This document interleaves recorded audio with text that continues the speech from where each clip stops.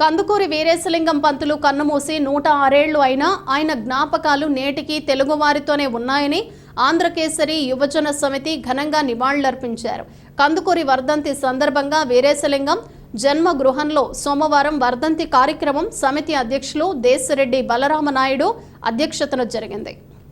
ఈ సందర్భంగా చరిత్రకారులు జమ్మి రామారావు రచించిన రావు బహదూర్ కందుకూరి వీరేశలింగం అనే పుస్తకాన్ని సమితి సభ్యులు దుర్వాసుల సత్యనారాయణ ఆవిష్కరించారు. సమితి కార్యదర్శి మాదిరాజు శ్రీనివాస్ మాట్లాడుతూ 1848లో వీరేశలింగం జన్మించిన జన్మ గృహం శిథిలావస్థలో ఉందని, 1881లో తొలి వితంతు వివాహం ఇక్కడే జరిగి ఒక గొప్ప వారసత్వ సంపదగా ఉందన్నారు. ఈ కట్టడాన్ని తలో 10 రూపాయలు వితరణ చేయటం ద్వారా ఓ 100 ఏళ్లు పూర్తి రక్షించుకోవచ్చన్నారు. దుర్వాసుల సత్యనారాయణ, నల్లిమెల్లి సుబ్బారావులు మాట్లాడుతూ తమ వంతు సహకారం అందిస్తామన్నారు. పురావస్తు శాఖ అధికారి తిమ్మరాజు మాట్లాడుతూ ఇందుకు సంబంధించి అన్ని అనుమతులు మంజూరు చేయిస్తామన్నారు. ఎన్జీఓసీ విశ్రాంత జీఎం అల్లూరి సత్యనారాయణ, సిబ్బంది మూసా తదితరులు పాల్గొన్నారు.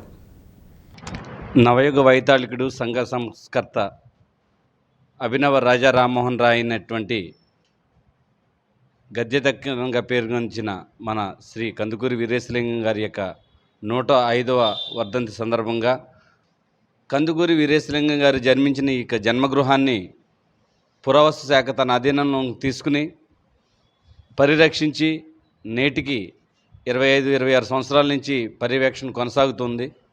అయితే ఈ మధ్యకాలంలో కాలానుగుణంగా వస్తున్న మార్పులు, వాతావరణంలోని మార్పుల వల్ల, కాలం గతిస్తున్న దానివల్ల ఈ కట్టడంలో కూడా కొన్ని మార్పులు, కొన్ని యొక్క నిర్మాణాలు కొన్ని చిన్నాభిన్నం అవుతూ జరుగుతుంది.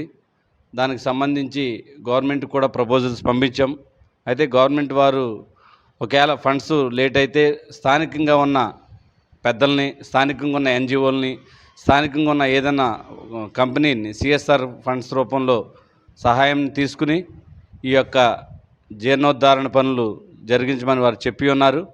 కందుకూరి వీరేశలింగం పంతులు గారు జన్మించినటువంటి జన్మగృహంలో సుమారు 1848లో నిర్మించినటువంటి పురమందిరంలో ఈరోజు మనం ఆంధ్రకేసరి యువజన సమితి వారి ఆధ్వర్యంలో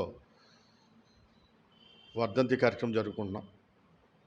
సుమారు 170 సంవత్సరాలు క్రితం నిర్మించినటువంటి ఈ పురమందిరాన్ని మనం మళ్ళీ పునఃప్రతిష్టకి పూనుకోవాలని చెప్పి ప్రతి ఒక్కరూ మరి దీని మీద దృష్టి సారించి దీన్ని ఒక అపురూప కట్టడం కింద మనం మార్చవలసిన అవసరం ఎంతైనా ఉందని చెప్పి మనం చెప్పుకుంటున్నాం. మరి సుమారు ఆయన యుగపురుషుడు కందుకూరి వీరేశలింగం గారు కోట్లాది రూపాయల ఆస్తుల్ని ఆయన త్యాగం చేసి మనకి ఇలాంటి కట్టడాలు ఎన్నో అప్పచెపితే